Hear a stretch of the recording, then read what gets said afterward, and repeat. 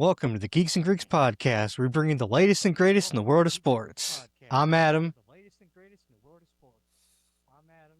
And I'm Tom. And in this episode for Wednesday, January 21st, 2026, we have Geeks and Greeks news. We also have the NFL Division Round recap, the NFL Conference Round predictions, and Super Bowl predictions. The post-mortem for the Texans, the 49ers, the Bears, and the Bills, and the College Football Championship. So don't forget to grab recap. your favorite team's jersey, settle in with some snacks, and don't forget to like, subscribe, and get ready for an adrenaline-packed ride through the world of sports. And here we go.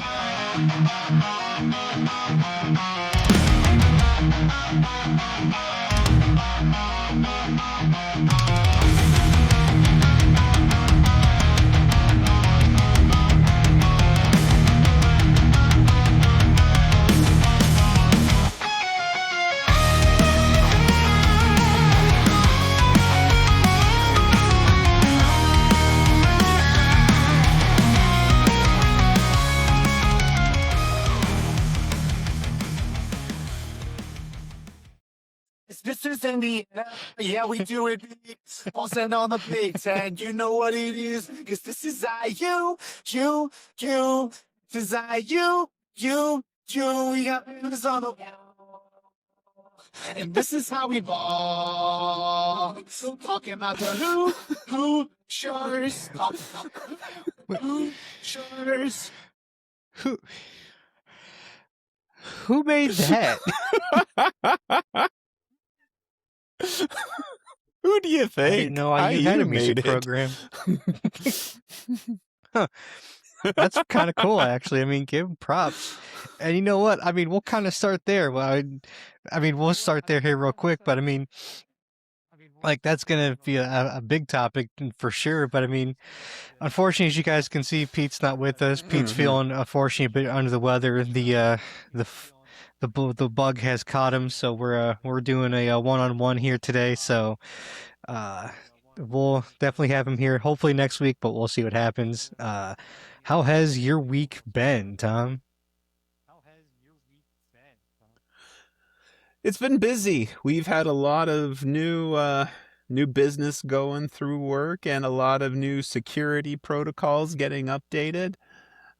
I got me a security badge now. So work just got that fancy new security badge system where you got to scan into the doors.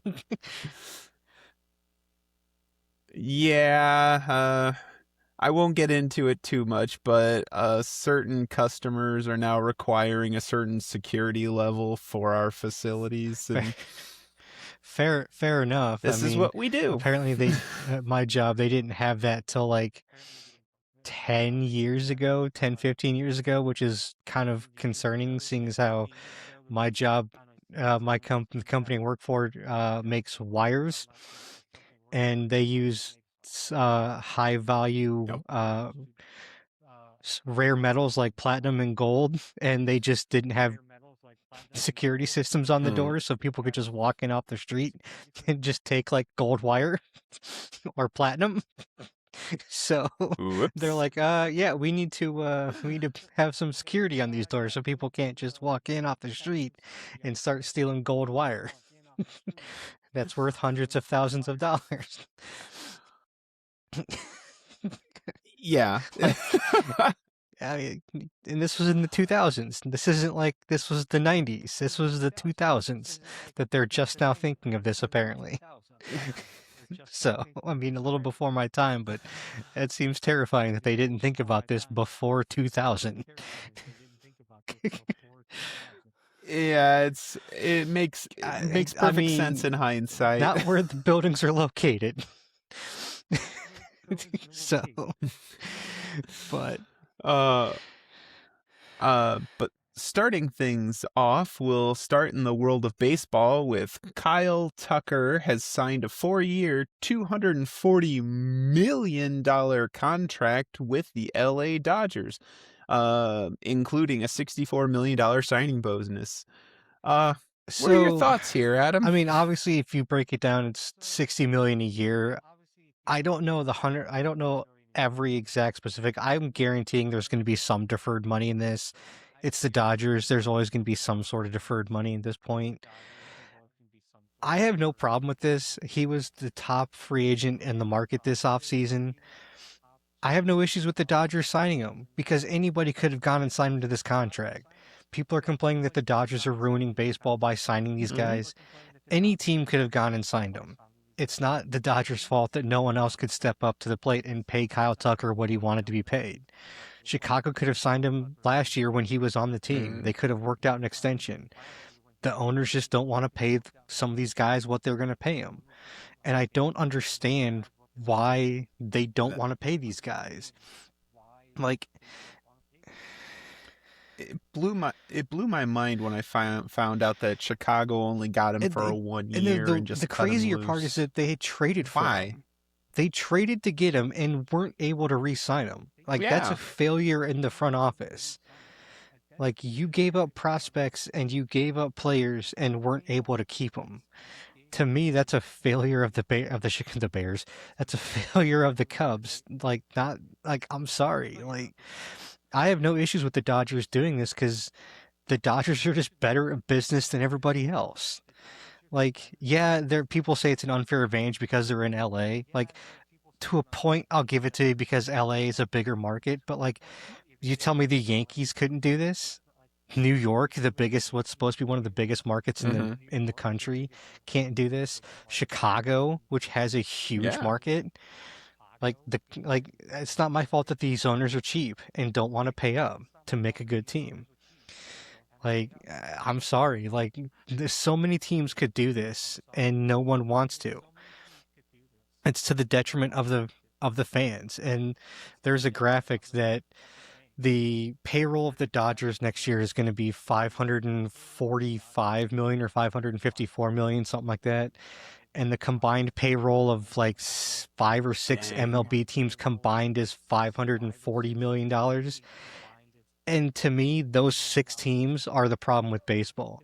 If you aren't putting out a team that is even trying to compete, then that's your fault, not the Dodgers' fault. I'm sorry. Like, and like the Guardians are one of those teams, and the Guardians actually somehow still put out a competent team, even though they have a lower payroll. And it's like, while Cleveland's not a huge market, Cleveland's still a major U.S. city.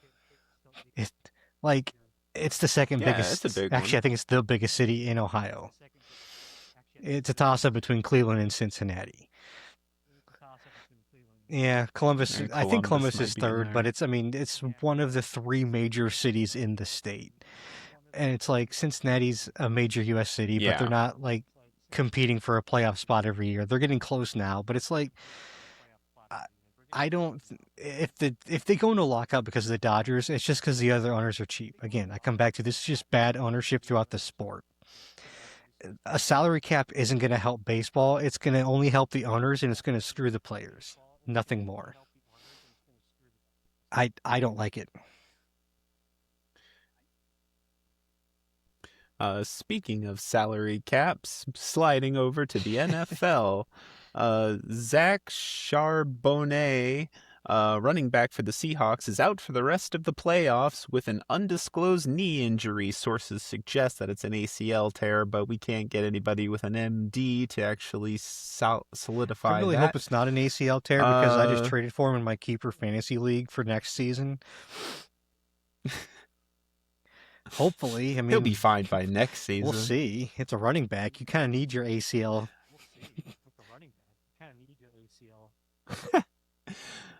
So the theme for the divisional round seems to be that the number 1 seeds have to sacrifice a significant player to make it to the conference championship. The Seahawks lose their running back, and the Broncos, well, they lost Bo Nix. At least the Seahawks lost their backup running back. He's not even the starting running back. So, you know what I will say? You know what the biggest theme of the divisional round was this entire run? Every quarterback played like garbage. Every single one of them did. No quarterback had a 100%. Good game this entire divisional round. Like Drake May had a bad game. CJ Stroud had a bad game. Josh Allen had a terrible game. Like, Sam Darnold had a bad game. Matt Stafford had a bad game. Caleb Williams didn't play that well. While he had good plays, overall as a game, he had a bad game. Like, no quarterback had what would be considered a good game in the entire divisional round. Nobody. Yeah. We'll get to that in a minute here. But moving on to from teams still in the divisional round to teams that have been eliminated from the playoffs. Trayvon Diggs, who played exactly 2 games for the Green Bay Packers, has been cut. In 34 snaps, he got 2 solo tackles and 1 assist. Now, I admit that's not the greatest resume, but it's also not a big enough sample size. I see no reason that they should have cut him unless that was the plan the whole time, where they just needed a Band-Aid to get through the playoffs and they were going to cut him loose. To me, but if they were seriously entertaining keeping him on and then they just cut him after 2 games, to that's me just that kind of comes stupid. back to there's some locker room problems with this guy. And you did say that. Discussed at the end of last season, Dallas is actually starting to hold guys accountable for locker room issues. So we'll see. I mean, someone might pick him up in the offseason. He probably will get picked up, but in the wild card game against Chicago, he only played 1 snap. So he played 1 snap in the entire wild card game. Yeah. So yeah, I think that right. says a lot.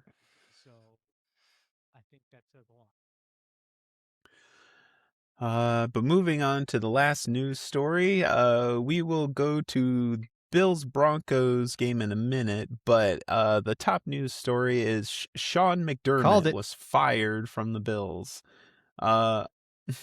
Yes, you did. This this makes the grand total 10. 10? 10.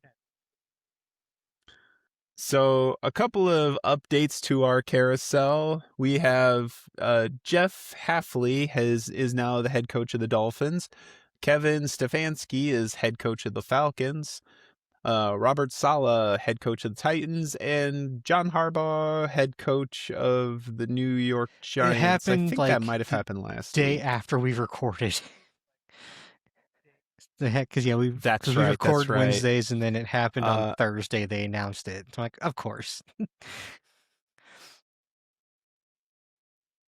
And we also correctly predicted that Mike McDaniels would be demoted. He is now the offensive coordinator for the Chargers, which I find this hilarious because he was in contention for the Cleveland Browns job, and he took a lesser position for a better team. And what's funny is he put out a statement while he was still interviewing for head coaching jobs that whoever passes on him isn't ready to win a Super Bowl. Yep. And it's like, dude, you weren't even close to sniffing a playoff spot your entire time with Miami. Like, what are you talking about? Like, it's one thing for, like, I don't know, like, it's this weird confidence with him. Like, it seems like now he gets a personality after he gets fired, because he had no personality in Miami. Like, I don't know, this was weird. I'll say I like him. Again, this is one of those guys where I like him better as a coordinator, especially an offensive coordinator, than I do as a head coach. He's like Dable. I think he'll do a lot better as a coordinator, especially under Jim Harbaugh, than I think he will as a head coach, especially in Cleveland. Like, if he went to Cleveland, that'd just be a terrible fit. Absolutely terrible. So. But I do have to ask, where do you think Sean McDermott lands? I think Sean McDermott's either going to Baltimore or Pittsburgh, one of the two. He's one of these guys. I don't see him doing a rebuild. He's not. I don't see him going to any like Arizona or Oakland. He's even said he's already basically come out and said he's not going to Oakland. I think he's going to either Pittsburgh or Baltimore. I think it's going to be Baltimore because Baltimore's pretty much already got a team. So. Whereas Pittsburgh's pretty much entering a rebuild. I don't think he's going to go there, but I mean, I could very well be wrong, but I see him probably going to Baltimore more than likely, which would just be kind of funny that he's going from Josh Allen to Lamar Jackson, the two guys that have been pitted against each other since they've been drafted. Yeah.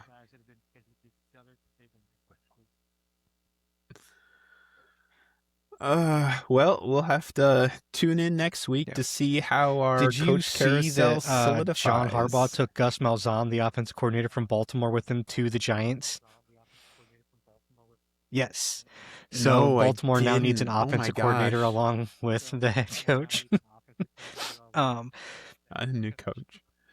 That doesn't surprise me. Yeah. Head coaches will often bring. Right. So I have a question for you. I coordinators kind of wish with Pete them. was here. I wanted to bring this up last week, but I saw it was a post from Cam Newton on Sure. talking on his podcast, and he had posed the question and asked, basically put out there in the universe of asking the Carolina Panthers when he's getting a president of football operations job, which he's basically just posting the question of what, because with Matt Ryan getting the position in Atlanta, why can't he get the position in Carolina? Yeah. I'm like, it's not an unfair question. Matt Ryan has absolutely no experience doing this job. No. His only qualification is he played for the Falcons for X amount of years.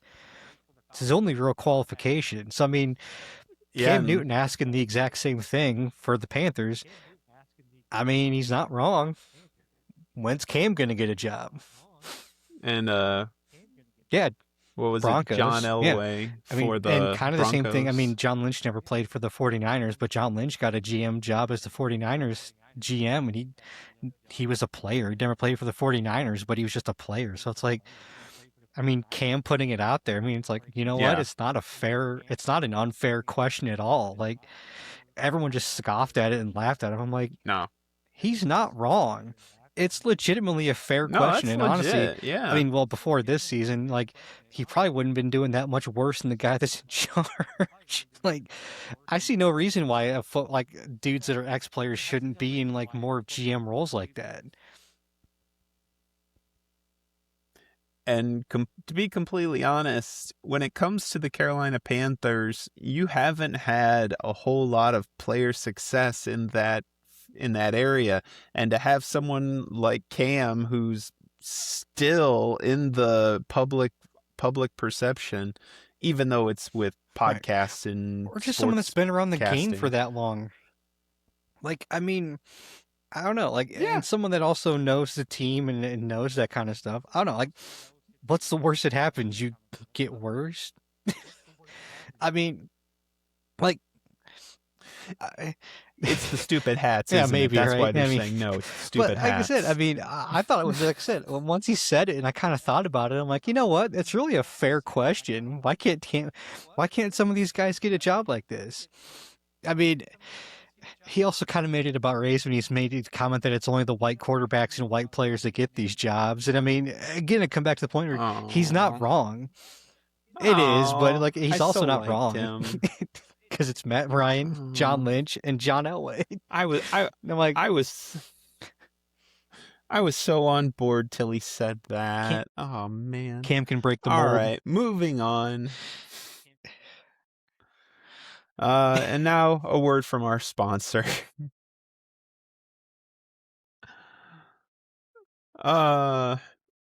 All right, so this brings us into recapping the divisional round. Now, on the NFC side of the fence, we had the 49ers at Seahawks. Adam thought the 49ers would take this one, but Pete and I thought the Seahawks would take it, and they sure did. Yeah, 41 San Francisco to 6. finally met that buzzsaw. Yeah, I mean, Purdy's the way a he played Sam fraud. Darnold kind of was too. This was all defense. Oh yeah. Oh. Yeah, all the quarterbacks were just hot garbage this week. Rams at Bears. Pete thought the Bears would take this one, and Adam and I predicted the Rams to take it in overtime, 20-17. This sucked. This was awful for my blood pressure. I'll say this. I mean, Caleb Williams has definitely improved a lot from his rookie to his sophomore year. my biggest issue is just his inefficiency. Like, he can make some amazing big plays. For me, though, I want my quarterback to be a bit more efficient than what he is. And he's obviously got a lot of time to work on that, and he probably will.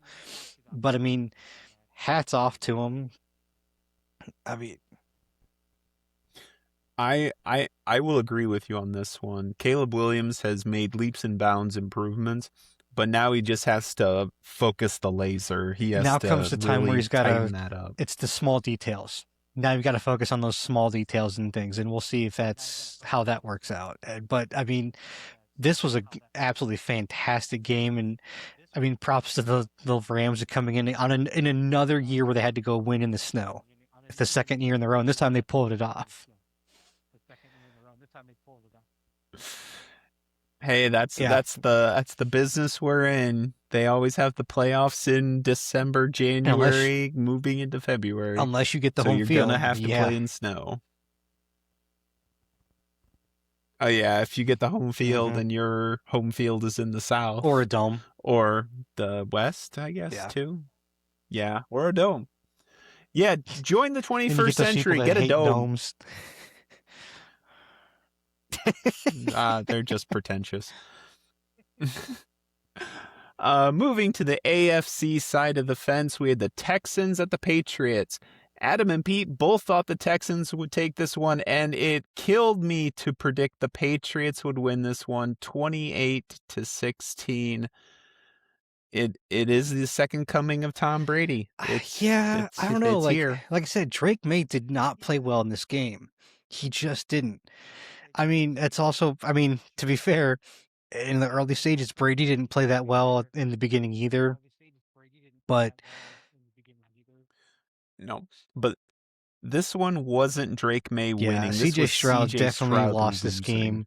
I think they said this is the first time the quarterbacks had 5+ fumbles and interceptions in 2 playoff games combined.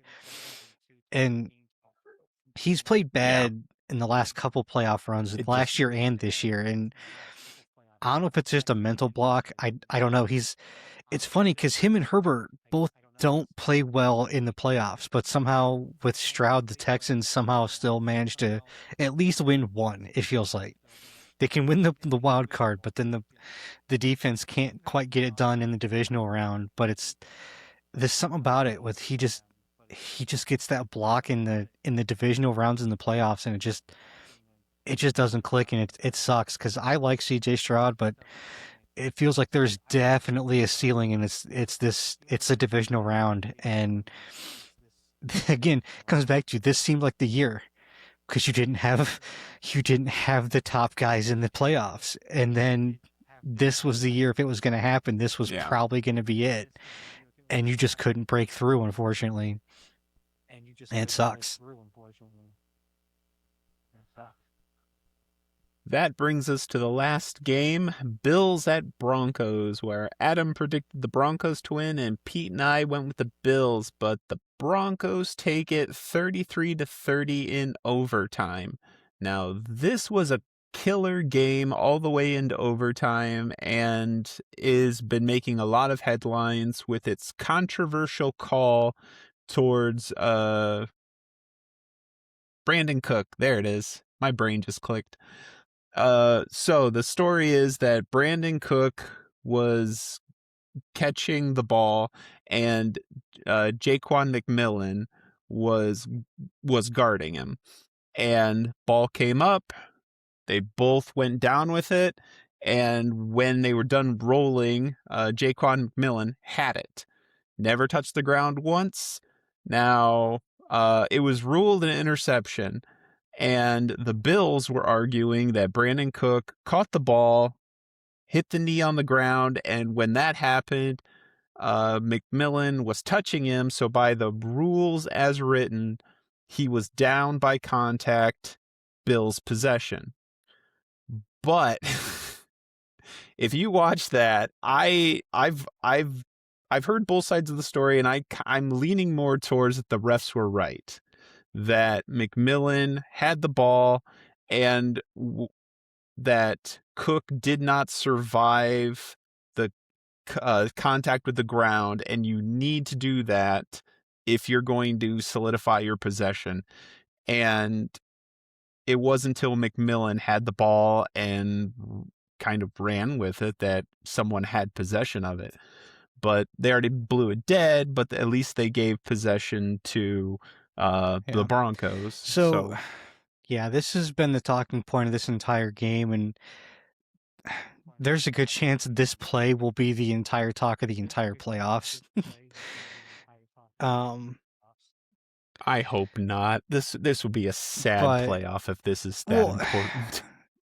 I mean, because it's one of those things where I mean, depending on what happens, this also could be like one of the biggest or lowest points of Josh Allen's entire legacy at this point, too. So, like, I mean, you kind of hit it on the head, though. Cooks never had possession the entire time. So because he never had possession, it was a live ball the entire time they rolled through. And because of that, that's why it was ruled an interception. Now, a very, very similar play happened in the Rams-Bears game with Davante Adams. The difference is Davante Adams had full clear possession as he hit the ground, and then the Bears stripped it as he's coming down. Mm-hmm. But again, Adams had possession in the Rams game, whereas Cooks never fully had possession. So this was, I mean, it's one of those things where, I mean, as I'm watching it, it's very clear and obvious that McMillan and Cooks were fighting for the ball the entire time. It's not as if Cooks had possession, then he came and tried to take it. They both were fighting for a possession at the exact same time the entire time in roll through.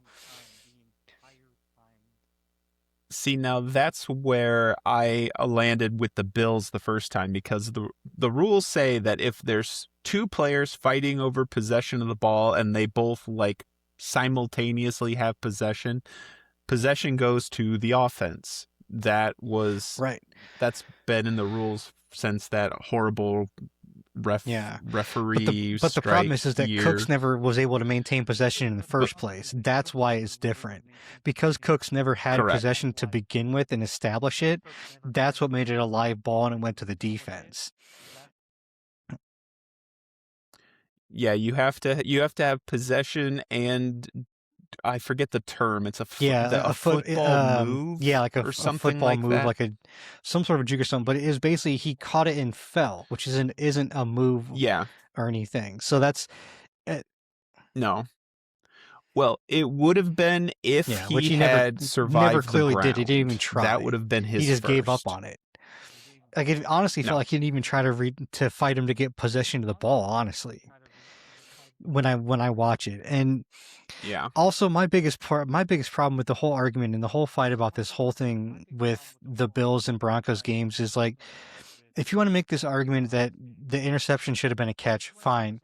My more argument about this whole thing is Josh Allen shouldn't have thrown 4 interceptions throughout this entire game. You don't throw 4 interceptions, you're not in this situation to begin with. He played terribly. This looked like rookie Josh Allen back in 2018. Like, it looked terrible. And it's one of those things where I blame Josh Allen for this. This whole game falls on his shoulders because he played so poorly.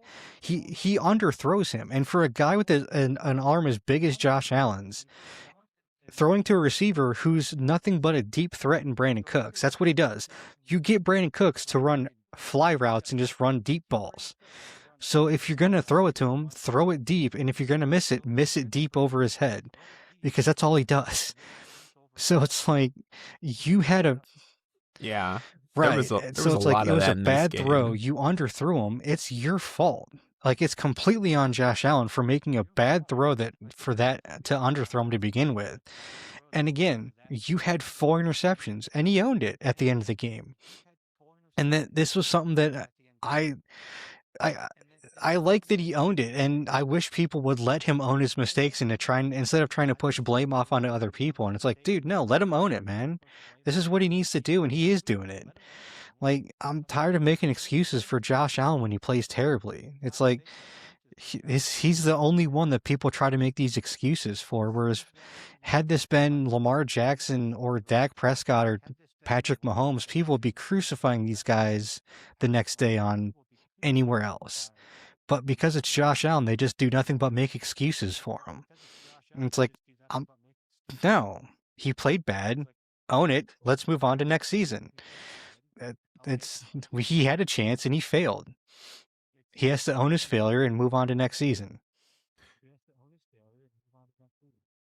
Now, I'm a big believer in this is a team game comprised of many, many plays.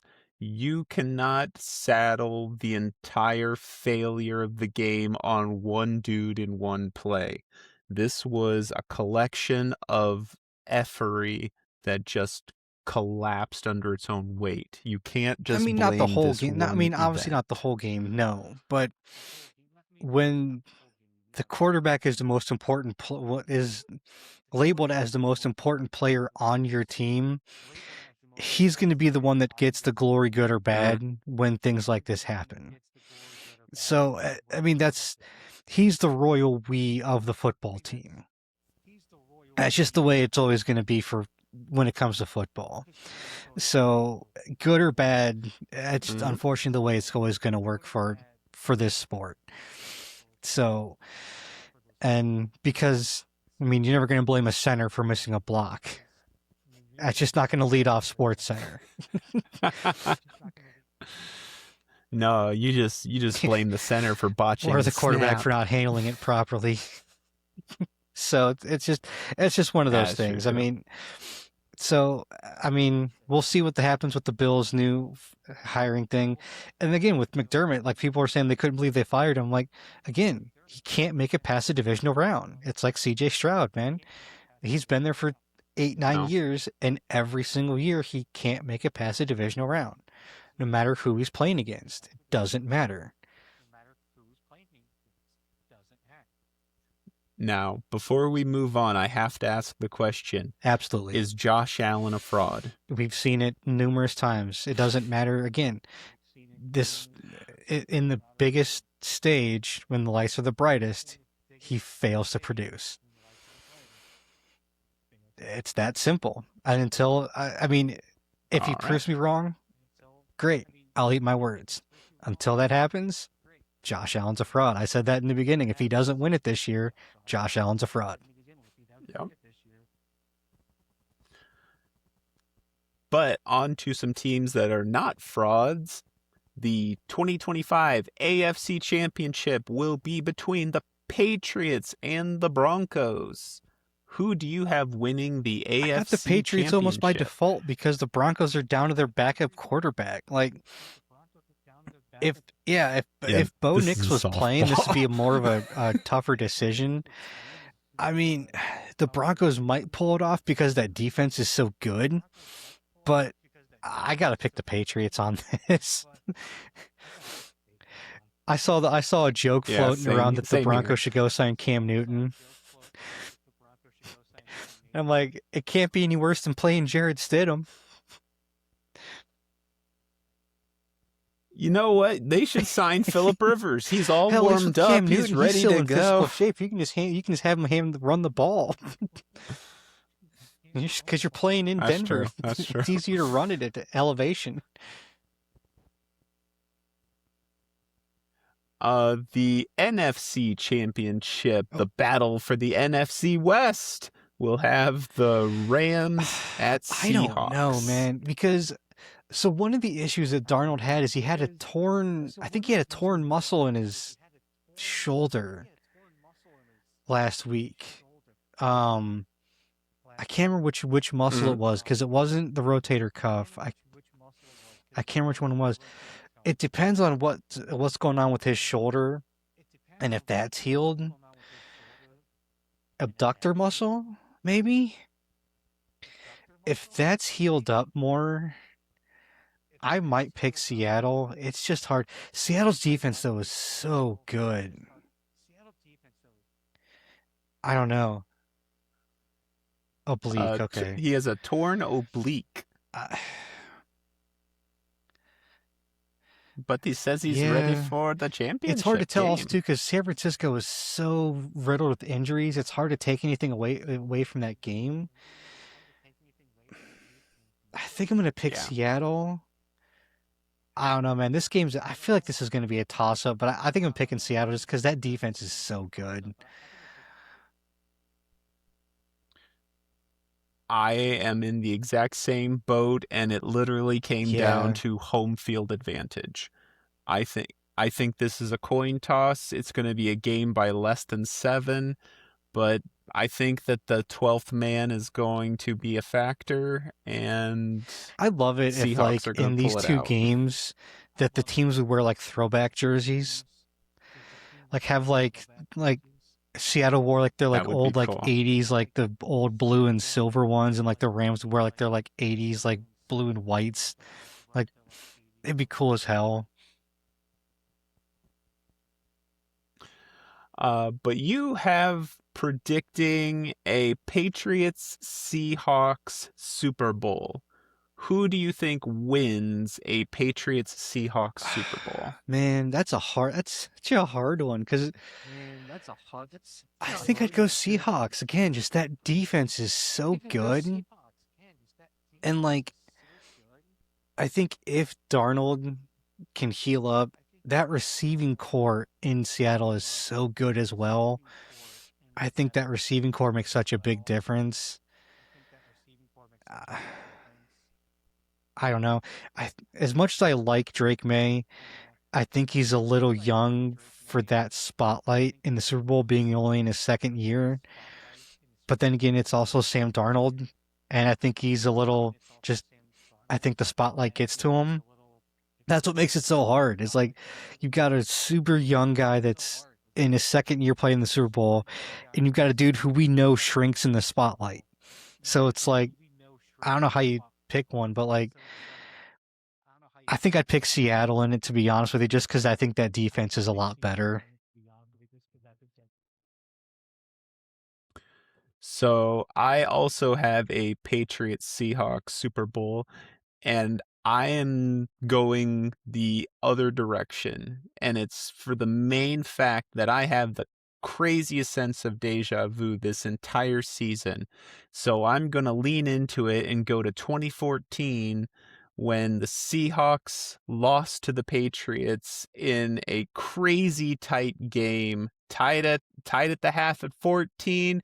The Seahawks gained the lead in the third, 24-14, before Tom Brady rallies in the fourth to go 28-24 win for the Patriots. I can see it happening again. Yeah, I mean, I can Just that see way. something close to that happening. I think we got to kind of remember sometimes, though, that Drake May's not actually Tom Brady.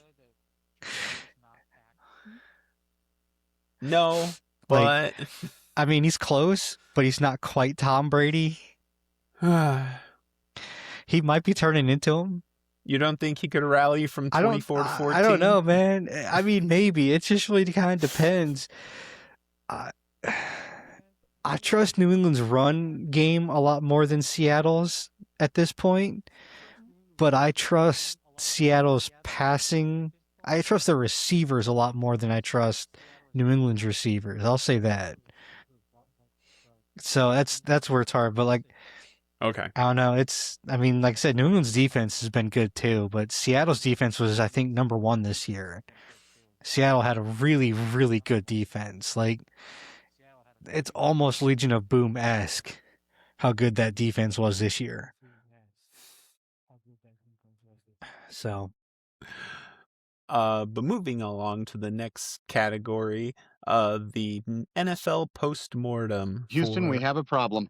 For the Texans, currently sitting at 13-6, having won over the Ravens, 49ers, Jaguars, Bills, Chiefs, Cardinals, Raiders, Chargers, Titans twice, and the Colts twice. The Steelers in the wild card, but losing to the Patriots in the divisional. Beginning of the year, Pete and I had them making it to the wild card round, while Adam had them making it to the divisional. Way to go. Jaden Higgins in the first round, and Aronete Ursi offensive tackle. I'm sorry, I know my man. Texans. I know how In far the they're going to go. second. The divisional round every single year. This was CJ Yeah, no, Stroud. I'm sorry. And that's the thing. Like, I'm not even sure where to get better at this point because the team's a good team. It's in the mind of CJ Stroud, man. And here's the crazy part. They were missing their number one running back all season. Joe Mixon was out all year. He never came back. They That's right, relied on a was. duo tandem of a rookie Woody Marks and Nick Chubb for their running back core. So they also didn't have. Yep. They had Nico Collins, but they didn't have their other receiver.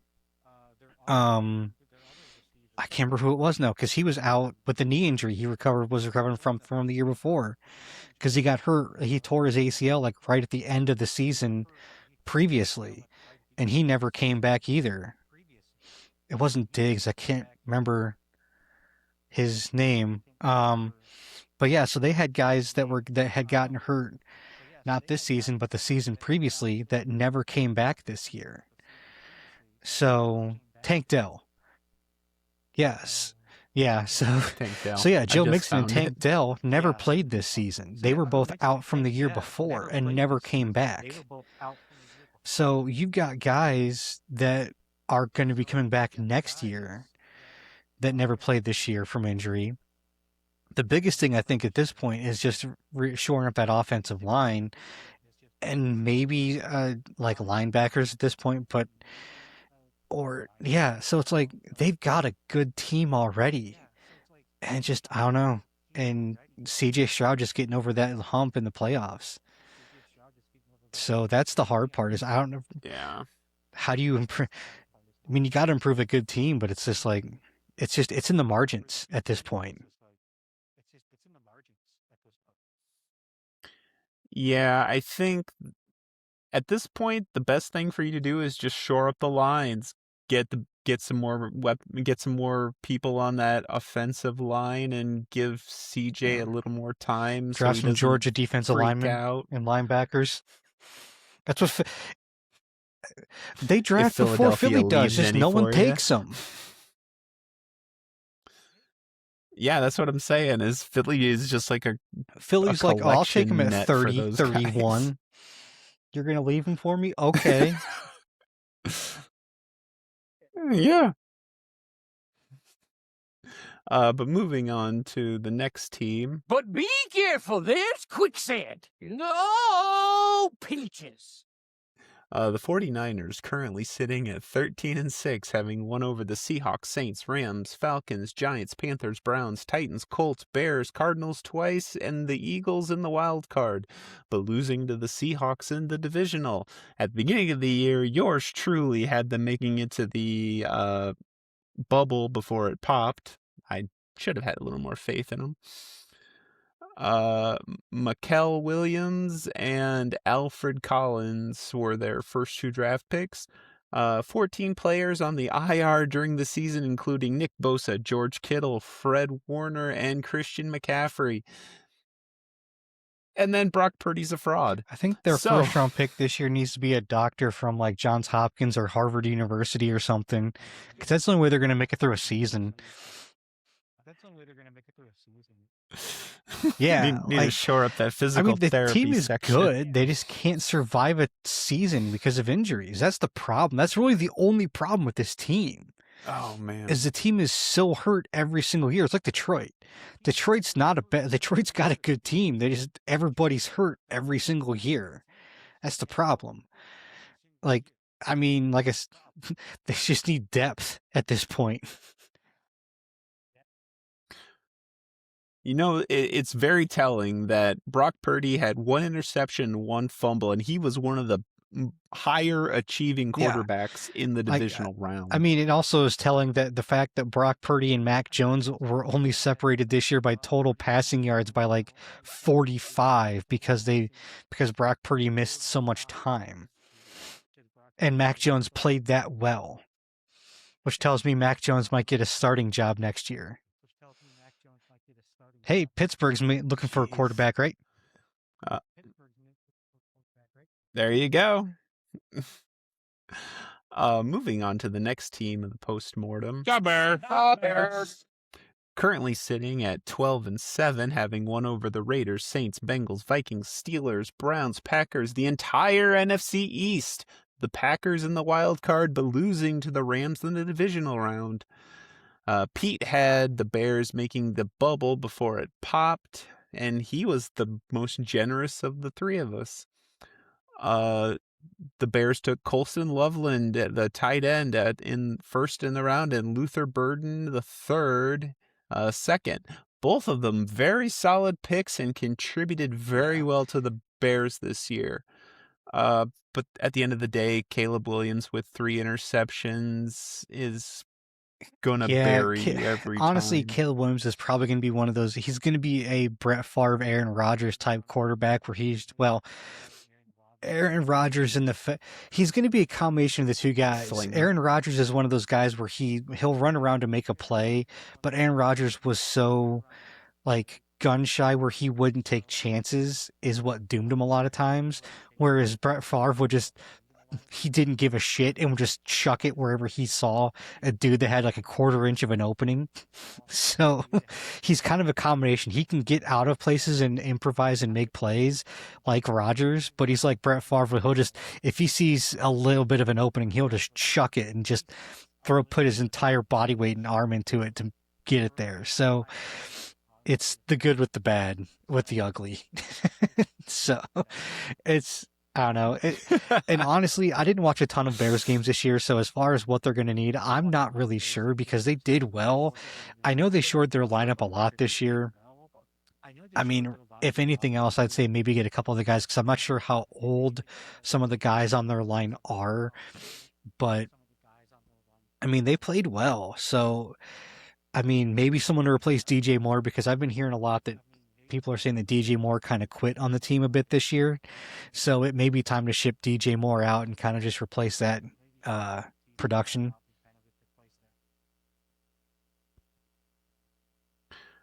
Moving on to the last team of the postmortem, the Bills, currently sitting at 13-6, having won over the Dolphins, Saints, Panthers, Chiefs, Buccaneers, Patriots, the entire AFC North, the Jets twice, the Jaguars in the wild card, but losing to the Broncos in the divisional. Beginning of the year, Adam and I both had them making it to the divisional, woo woo, but Pete had them making it to the championship round. Unfortunately, that's not going to happen. They took Maxwell Hairston and TJ Sanders. Hairston was a very good choice. Well done, you guys. I don't know much about TJ Sanders. I don't know where he and the Bills landed. Well, yeah, fair enough. But Josh Allen got complacent. He pulled the Mahomes at the worst possible times. You had it, you lost it. This was your time, man. You know, I've also been saying this about the Bills for the last couple of years. They have no receivers on this team. Their receiving core is absolute trash.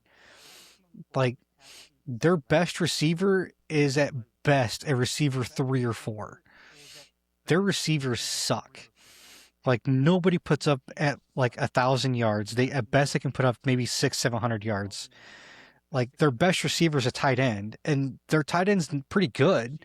I mean, it's not necessarily bad. I mean, Travis Kelce was the best receiver in Kansas City. Now, granted, that's an outlier because he's one of the best tight ends in the league, if not the best tight end in the league for a few years.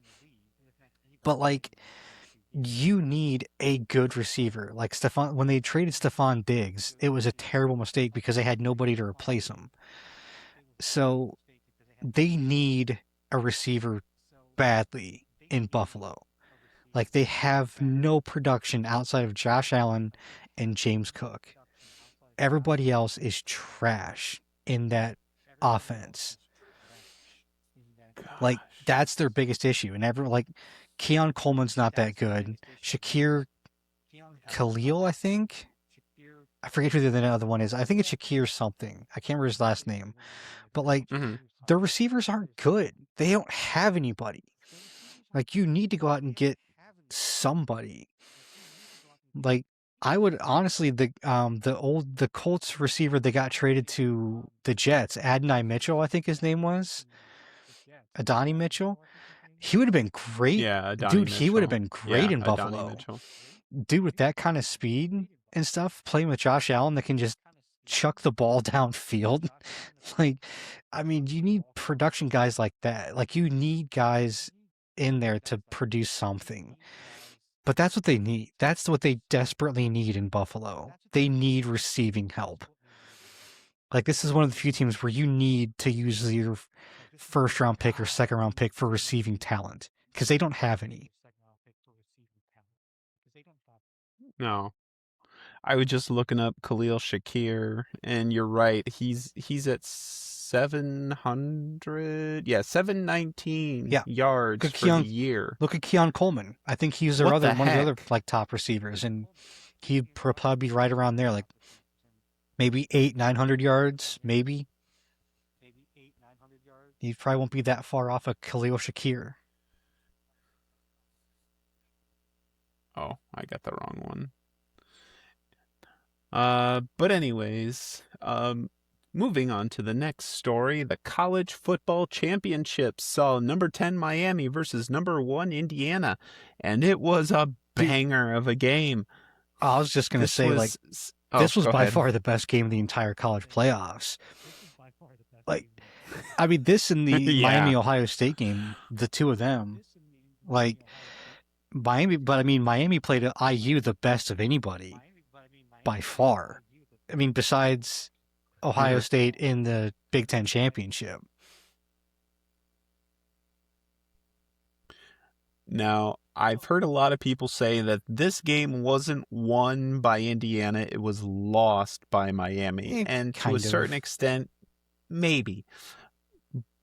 But you also you cannot take away like Mendoza doing that rush on 4th and 5, just rushing it into the end zone. That was flipping amazing.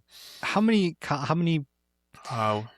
many college players can say they went from a 2-star recruit to being a Heisman Trophy winner to playing for the national championship in your hometown and winning it?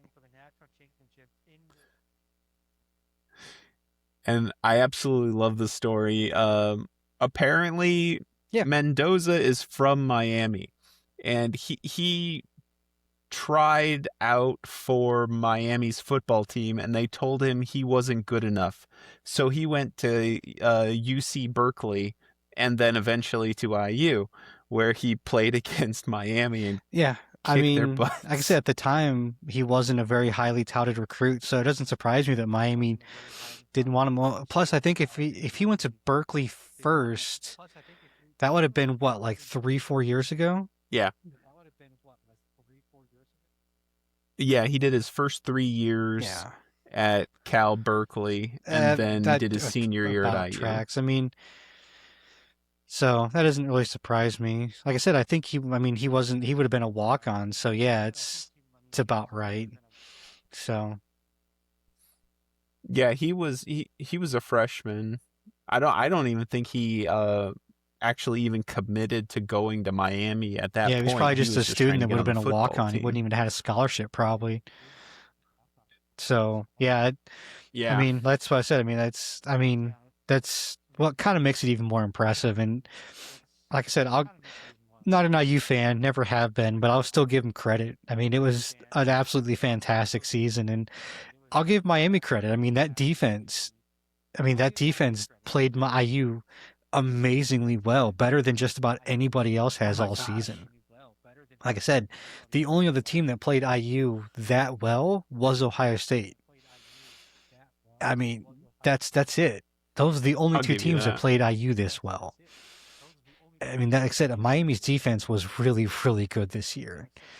But IU was just better. They just were. So, I mean, and we may have seen, we probably saw the number 1 and number 2 quarterbacks playing each other in the draft this year, too. Because Carson Beck's a senior, too. Yeah, Carson Beck's a senior. I don't think he's going to be a first rounder, though. I think Yeah, he's but I gonna don't be think anyone second or else is going to be a third. first-round pick either. I don't think Ty Simpson from Alabama is that good either, to be honest with you. So, I mean, Yeah, we'll maybe. see. There's not that many good quarterbacks this year. I mean, Mendoza's the only real first-round quarterback, probably. Other than that, there's no real other clear number one first-round quarterback. You know, before his little temper tantrum, I would have said Pavia would have been. I don't think so, just because of how short he first is. round. He's under 6 feet. But and most NFL teams Yeah, aren't that's going to draft true. an under 6 foot quarterback in the first round.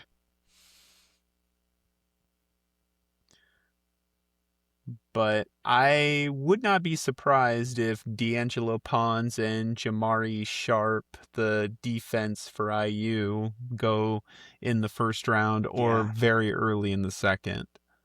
Those guys are just, they will haunt the dreams of quarterbacks for years to come.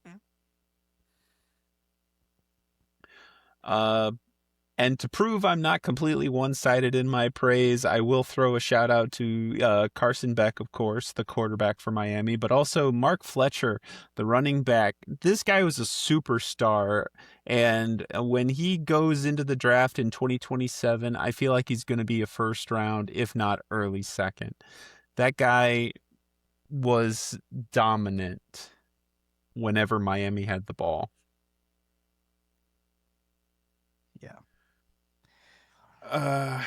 But right, take us home, Adam. That will be about it for us tonight. We will moving on into final thoughts. So what do we got tonight, Tom? With the release of Sean McDermott, Mike Vrabel is now the head coach with the most seniority in the AFC East with 374 days. Way to go, man. Hilarious. I wanted to give a shout out to Don Fisher, who has done the play-by-play for IU Sports since 1973 and has earned the title The Voice of the Hoosiers, calling over 2,000 games. And on Monday, he called his first IU football championship. Yes, he's called several basketball championships, but this was his first football championships. Congratulations. And congratulations to IU. You are undefeated and national championships. Not even Tom Brady's Patriots can make that claim. All right. So mine will be, so far we have the NBA 2026 All-Star starters have finally been announced for this year's NBA All-Star game, which is going to be fun because it's going to be in a couple weeks in February 13th and 14th over Valentine's Day. Which I can't don't know why imagine a they more do it. romantic time. It's going to be the Sunday. It's over that weekend, and it's like they did it last year too. Like, why they do it over Valentine's weekend, I don't know. But like, they just announced the starters, and the All-Star game is getting worse and worse. But like, the weekend itself, well, like the game itself is getting worse. The weekend itself is fun because you have like the Rising Stars Challenge, you have the Skills Challenge, the 3-point, you got the Dunk Challenge. So you have things that are fun, and plus like there's also a bunch of stuff going on in the city as well. So like the stuff going on within the city, so like a bunch of like parties and stuff like that. You've also got events that like, you know, Nike and a bunch of other, you know, companies and things that are putting on throughout the city that's hosting it. But like the All-Star game itself isn't the most fun, but all the things that happen around it make it a really, really enjoyable. So like All-Star weekend itself has a lot of fun. So yeah, that's coming up here in the Valentine's Day weekend out in LA this year. There's actually, I think last year was in Indy. So last year was down in Indianapolis. So I thought about going, honestly, but never made it down, unfortunately. So, but that will be it for this week.